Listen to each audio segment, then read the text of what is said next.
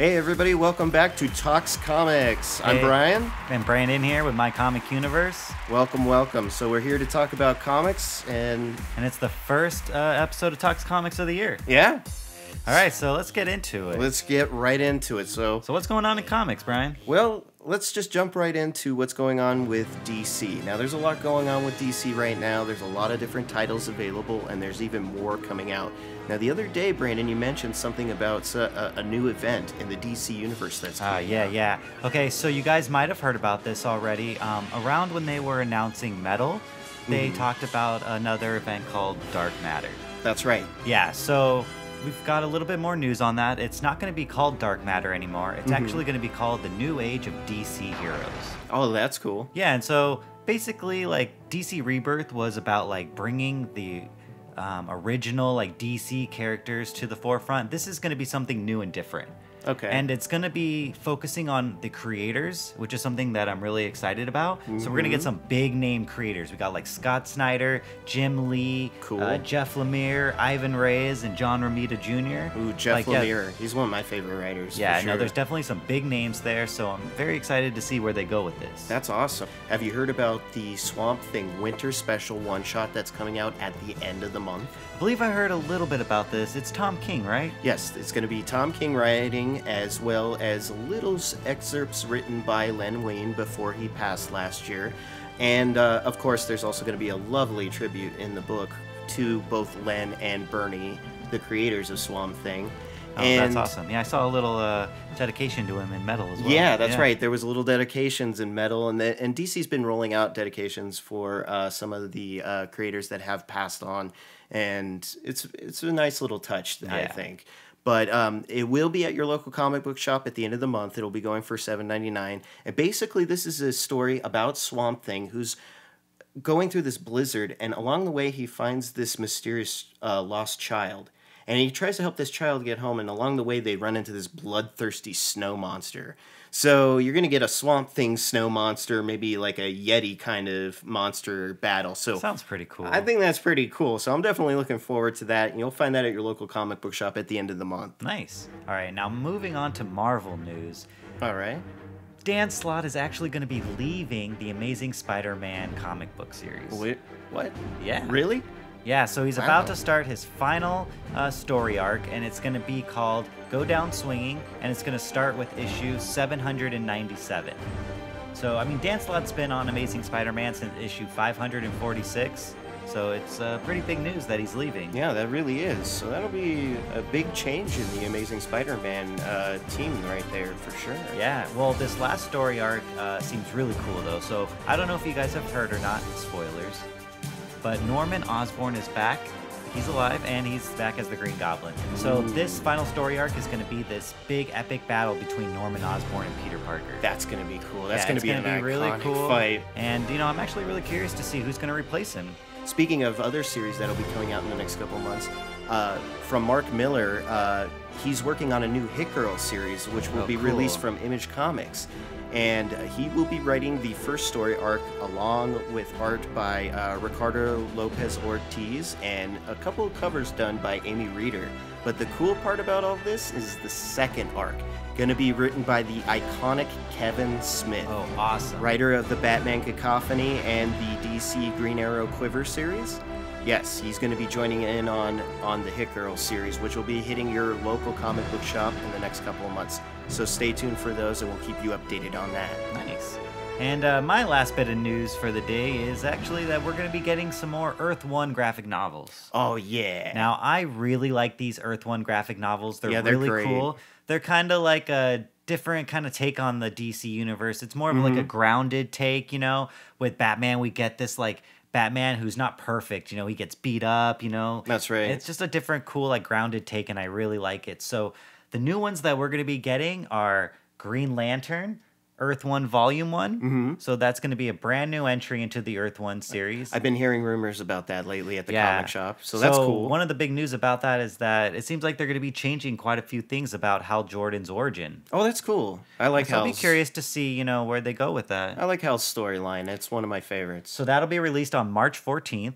Okay. Yeah, and so on August 21st, we're actually going to get Volume 2 of Wonder Woman Earth 1 graphic novel. Finally, because I got, over the holiday season, I got the first volume, and I read it in one afternoon. I sat down and read it all, and I've been like edging for Volume 2. So now we're going to get Volume 2. I'm really excited. Grant Morrison is the writer on this. That's right. Yeah, I'm very excited to see this next volume. Yeah, it should be really, really cool. And the last little bit of news that I definitely want to fill everybody in is another Image series that's getting picked up right now for a movie is Kill or Be Killed by the iconic team Ed Brubaker and Sean Phillips, who also did the Fatale and the Fade Out series. So that will be coming out very soon. It just got picked up, and the second market speculation on volume number 1 or book number 1 has already skyrocketed beyond the $50 marker. So look for those available at your local comic shops. We want to let everybody know about this really cool event that's happening at Torpedo Comics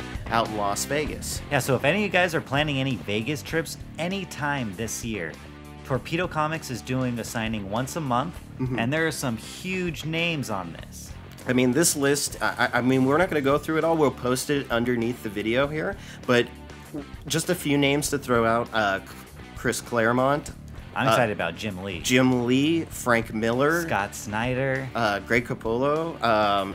Jock is going to be there. Oh my God, James Tinian. I mean, we saw Tim James. Sale as well. We met James back at LA Comic Con. Oh yeah, he's a really cool guy. He's so cool, such a cool guy. He's the kind of guy you want to go grab a beer with and just talk comics. If you get a chance, talk to him, say hi. So we will definitely put up the schedule underneath. And on top of that, Torpedo Comics is offering a VIP package if you're interested for the signatures. You can find out more details, but it's a set price, and you can find the details out on their social media, on their Facebook page at Torpedo Comics, for sure. It pretty much gives you access to all of those signatures. Pretty much. Yeah, so if you're interested, these are some big names. It's going to be a great opportunity to get signatures. Maybe you've missed some of these people at cons, or you just haven't had a chance to get to see them. This is a good chance to get those signatures. This is a great opportunity to get those signatures. I know we're going to be excited to go, like we said, to see Jim Lee and Greg Capullo. Yeah, we'll definitely go to a couple of these. Definitely. So catch us at the signings and follow us here at My Comic Universe. We'll keep you up to date on those. Moving right along, the next thing we wanted to discuss with everybody today is bags. Yeah, okay. So, supplies, people. So this is something we've kind of been talking amongst ourselves a lot lately, is what's the best way to store and protect your comics? So there's lots of ways, but one thing that we've actually been looking at a lot lately is mylars. That's right.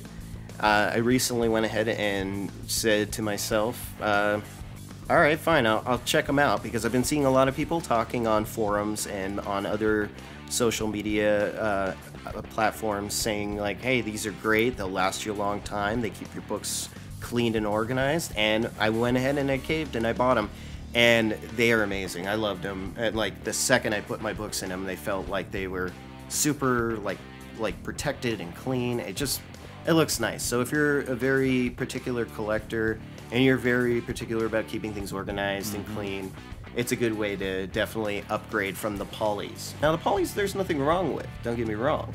Those are fine. You can use those and they'll last you a few years, right? But these will last you a lot longer, and it's worth the money. And they come in 2 different sizes, the 2 correct. and the 4. So we go for the 2 so that it doesn't take up as much space in your box. You can store more comics. And also, we've been going for Silver Age. Gives you a little bit more space so your comics don't get crushed. But one thing that I've been hearing a lot of people are doing is they get the mylites and they get the standard size. I've heard about that and so they take those and then they put those into a mylar Silver Age with a fullback or halfback, which is a thicker board. Interesting, yeah. That's what they do with their big key books to really store them. So I mean, that's a little overboard, but I mean, I think I might do that for some of my really expensive books. Right, at least the ones you don't want to go ahead and get slabbed and graded. Exactly, for now. So, and we'll keep you up to date as well on CGC and CBCS whenever they're going to be at certain events as well. So we'll keep you up to date on that here as the year rolls on, you know? And what about those boxes that you were looking at the other day? That's right. These things are these giant plastic acid-free boxes. It's almost like a short box, but it's made completely, it's almost like a folding topped box that you would almost use for like a storage bin. That you would find at maybe Target or Walmart. Oh, that's cool, yeah. But they are made by BCW, and they're very, very sturdy, and you can stack them, too. Oh, nice. Yeah, I mean, it's like a tank for your books, basically. I mean, these things, I mean, for the people who live in areas that are affected by certain natural phenomenon, this might actually help you out, like protecting your books when, you know, hurricanes or tornadoes or anything come your way, you know. So those are available. I believe they're going for $21.95 for just one of them, or if you order 3 or more, they tend to get a lot cheaper. They're less than $18. Yeah, so they are a little bit more than regular boxes, but if you're really looking for something to protect your comics, this might be worth the investment. Yeah, definitely. And they also have little dividers already, plastic dividers within the box for your books. Oh, that's convenient. Yeah, so, and it's all acid free, so it won't affect the books at all, and it'll keep them nice and protected. Cool. So you could definitely find a lot of these supplies on various websites or on Amazon, but we'll keep you up to date here on Tox Comics with deals and where you can find some of this supplies for your books. And this is something we're always debating all the time. You know, there's so many different ways to store and protect your books. So comment below and let us know how you store and protect your books. We want to know, definitely. What's the best way? We want to talk about Dark Knight's Metal. Oh, yeah. Okay, so we're right in the middle of this. Yes, it's been out. It's been going on for, what, 3-4 months now? It's been quite a while now. Yeah, there was a little bit of a break, I believe, at least a month break. I think it's because the Doomsday Clock came out in November, and they hyped up Doomsday Clock that they didn't want to drown out the sales maybe behind Metal, but maybe. What are your favorite parts of Metal so far? Okay, so far I'm enjoying that they're bringing in all the characters. Obviously, yeah. I like that everyone's kind of gotten separated in a way, and they're all kind of like dealing with their own kind of fears and terrors, and it's kind of playing on each character. But I do like that they're incorporating more of Sandman. I automatically just now, like, I before knew about Sandman, but I was never really into Sandman. But now, especially with issue 4, he was a big part in it. He was such a big part in it, and I'm like really looking forward to how his story progresses throughout the rest of Metal. You know, and then of course what happens with the New Age of Heroes we talked about earlier. So. Yeah, well, I actually really liked the Gotham Resistance tie-in story. Oh, that was great. It was actually pretty cool, you know, spoilers. I actually really like that we learned, you know, how to really hurt these dark Batman. That's right. With the nth metal. That's right. So now we learn another little clue within this big mystery. I did like that, and those things have been, man, you can't find a Teen Titans number 12 or Green Arrow number 32 anywhere now on the market. So same with, I think the other 2 parts were the Suicide Squad and the Justice League. Yeah. So it was a big crossover. And I've also really been enjoying these one-shots that we've been getting. Me too. About the Dark Batman. I mean, so far my favorite one has been the Red Death. Ooh, the Red one Death. About the like Flash, you know, merging with Batman. High on the market. So this one is so cool. Like, first of all of them are really cool. It's just like very interesting to see this like different take on Bruce and like the way he thinks or his motivations are like completely different in every single one shot, and it's just really cool to see it.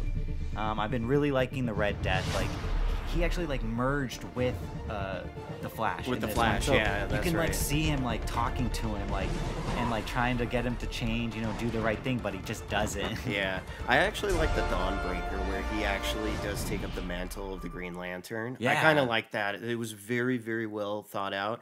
That in the Murder Machine, just because of the incorporation of Cyborg's character, is a little bit more. It finally gave Cyborg a little more relevancy within the DC universe. Plus, it was so brutal when they just like rip his limbs off in that issue. Yeah, it was really tough. I was like, whoa, okay, we're getting hardcore. So, but overall, like, those tie-ins have been very well done, and it's really incorporated this intricate, interweaved, like, storyline, and now we've reached number 4.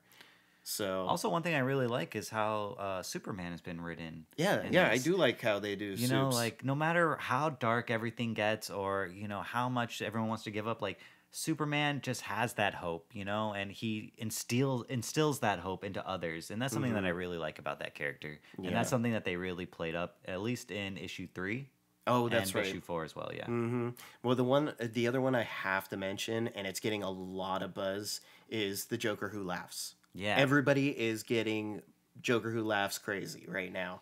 Cosplayers, all of these, everything from like this is going to be the next big character within the DC antagonist. I mean, within the DC universe. Did you see at the end of the 4th issue with the Batman Who Laughs had these like Joker dragons? No, oh yeah, I heard about the dragons. Okay, yeah, the Joker dragon thing. Yeah, they kind of like show them in one of the panels at the end of the issue. They're like flying around. They look really cool. They got these giant Joker heads. They're dragons and they're flying around. Like they tease them in the next issue that's coming up too. So I'm curious to see where they go with that. Not to mention his little leashed up Robins. Yeah, those are interesting. I love how they're just like taunting Damian and Nightwing and stuff, especially in those tie-ins. It's definitely something I like. I'm definitely loving Metal, and I want to see where it goes. But then there's also these other series that are going to come out, like we talked about, and I'm definitely looking forward to those. So it's like, so much reading. But if you haven't gotten on Metal yet, we highly recommend it here at My Comic Universe. It's definitely one of those crossover series within the DC universe worth checking out. Yeah, and all the tie-ins are great too. I know it seems like a lot of reading, but as I was first reading it, I was just like, I'm going to just read the Metal issues and that's it. But as I read those tie-ins, you just get so much more to the story, and it's just so much more enjoyable. I definitely recommend reading those tie-ins and one-shots as well. Oh, yeah, definitely, because we've gotten this iconic story once again from Scott Snyder, which leads us to our very last part of our show here today. We want to make a recommendation to everybody. We want to get an iconic storyline or just any storyline out to you that you'd be interested in reading. And this episode, we are going to recommend Batman, The Court of Owls, Volume 1 by Scott Snyder and Greg Capullo. Yeah, so if you're looking for something to read, especially if you've been reading Metal and you've been really liking the Scott Snyder and Greg Capullo, I would definitely recommend checking out the Batman New 52 Volume 1, The Court of Owls. And on top of that, just a little spoiler, but along the lines of we have a new antagonist in the Batman Rogues Gallery being introduced, if you're not familiar, within this volume. So check it out. It is definitely something cool. And the art done by Greg is just really twisted and real. So you'll love it. And one thing that I really like about it is, especially if you're reading Metal, Scott Snyder and Greg Capullo have been putting hints about Metal all the way back in these issues. So check that out and follow us here at My Comic Universe, and we'll keep you up to date on everything. But that's it for Talks Comics this time around. Thanks for watching. Thank you for watching, everyone. Comment below and let us know what you think. And we'll see you next time on Talks Comics. Yeah, have a great one. Thanks, everybody. Bye.